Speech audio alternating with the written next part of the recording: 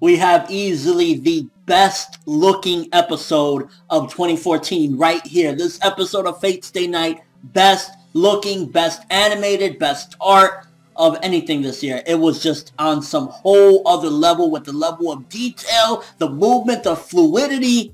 Beautiful, gorgeous, mwah, compliments to the fucking chef, based ufotable. So this episode you have a couple fights going down, Saber versus Assassin, Archer versus Caster, and I know I just started off the video with this, but I gotta mention it again. The fluidity, the gorgeous look of it, the feel, even not just the fights, the moments where you see Shiro crawling away, close up of his base, it was just like they took it to a whole new level, and I could tell they put a lot of time, effort, and care into this episode because every little detail of this episode was beautiful. One of the traits that I like about Saber is her pride as a warrior and as a knight. Ultimately, you could definitely see that when she's fighting Assassin, she's still keeping her pride intact, and I love that about her. While, you know, it is sometimes cool, like the character that wants to play dirty, you know, poke you in the eyes, whatever, she still has full-on pride, and she still manages to, you know, get shit done ultimately, although this fight necessarily she didn't win or whatever. There was kind of like a draw there because of basically Assassin letting her go. But ultimately, that's one of the characteristics about Saber that shines through and through, and just why I love this character. Like, she's a woman that's kicking major fucking ass, keeping it elegant, keeping her pride intact, and just being amazing. But I think one of the most important parts of this episode was actually the Archer versus Caster stuff. First of all, getting more into Archer's characterization. He doesn't give a fuck about casualties, and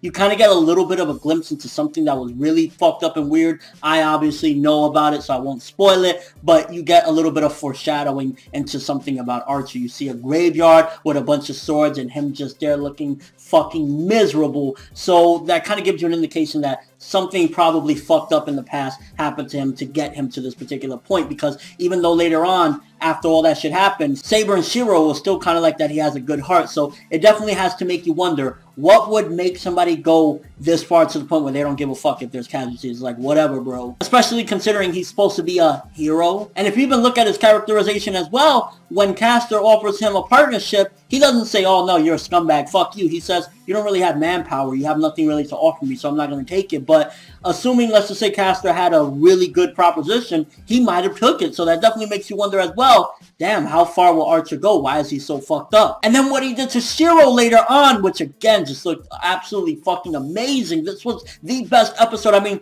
there have been some episodes of like SAO2 that have looked gorgeous, and there have been some Fate episodes that look good, but nothing on this level. I promise you, I honestly feel from everything that I've seen this year, from the Tokyo Ghouls, everything, this was the best looking episode, period. They just, animation, I can't describe it, it was gorgeous. And then when Archer is striking down Shiro, you could definitely see that his beliefs and how he feels ultimately goes above everything, because Rin, you know, he knows Rin wouldn't want this. He knows that, like, he shouldn't be doing this. She said go and basically secure him, but he's striking him the fuck down because he's not listening. So you gotta wonder, what is it? Why is this so strong that he puts that above even listening to Rin, even though he cares for Rin and admires her and respects her? So definitely some real fucked up shit in Archer's mind and heart. And is it just me, or is any other Fate fan that's like seen the original Fate Stay Night and any other forms except the visual novel, of course, that we've seen Shiro in? Shiro, this is the best I've ever seen him. His determination, the balls that he has,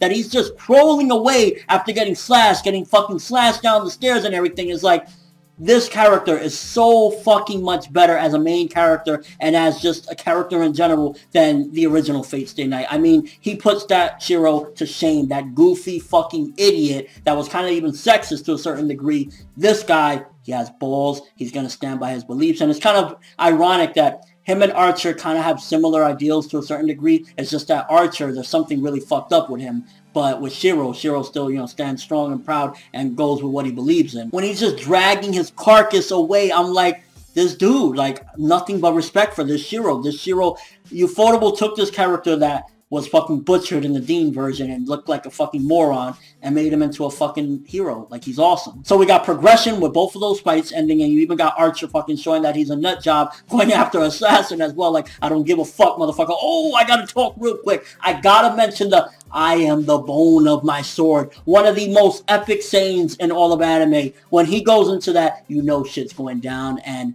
Yeah, that looked gorgeous as well. But again, we got development with both the fights ending. We have Saber versus Assassin, showing the pride in Saber, and ultimately that it was kind of a stalemate. Maybe Saber might have lost if she didn't go full force, and then Archer just slashing down Caster. And then you got development with Shiro at the end saying, I want to learn how to seriously use a sword, not just the practice that we've been doing. I want to know how to fuck someone up. And Saber's like, I accept. And if you notice, looking carefully at this character Saber, the characterization that she just gives off, any other girl, when he grabbed her hand, would have blushed, would have said, oh, hey, what are you doing? The character that she is, and it got to make you wonder, she's just like, oh, okay, yeah, that's fine. Got to make you wonder, why isn't she blushing? Why isn't she saying, hey, what are you doing? Or anything like that. You really got to think about that. And just a marvelous episode, to be honest with you. There were some tiny slow bits in a way where they were just kind of like, you know, talking and little things like that. But for the most part, this was an amazing episode. I'm giving this one 9.5 out of 10. We didn't get a clear-cut victor with any of them as far as like nobody died and none of the servants were eliminated. But for what it presented, the art, animation, the storytelling, the characterization, it was beautiful and amazing. So 9.5 out of 10. Love this episode. I love Saber, one of the best females in all the anime. I don't give a fuck. Let me know what you thought of the episode, though. What do you think about Archer's character? What you think made him go this route of being just so fucked up in the mind? And how did you feel about Shiro if you're one of the people that seen the original Fate Stay Night anime? Do you feel as though this Shiro shits on the old one? You gotta feel it. I mean, look what he was doing in this episode. And your overall thoughts. Love this episode. Great stuff. But that's all I have for this review. Thanks for watching. Hope you enjoyed. If you liked anything I had to say or enjoyed the video, drop me a like. I'd greatly appreciate it. And if you haven't subscribed, if you can do so as well, that'd be awesome. I'm ForneverWorld, and as always, people, have an awesome day.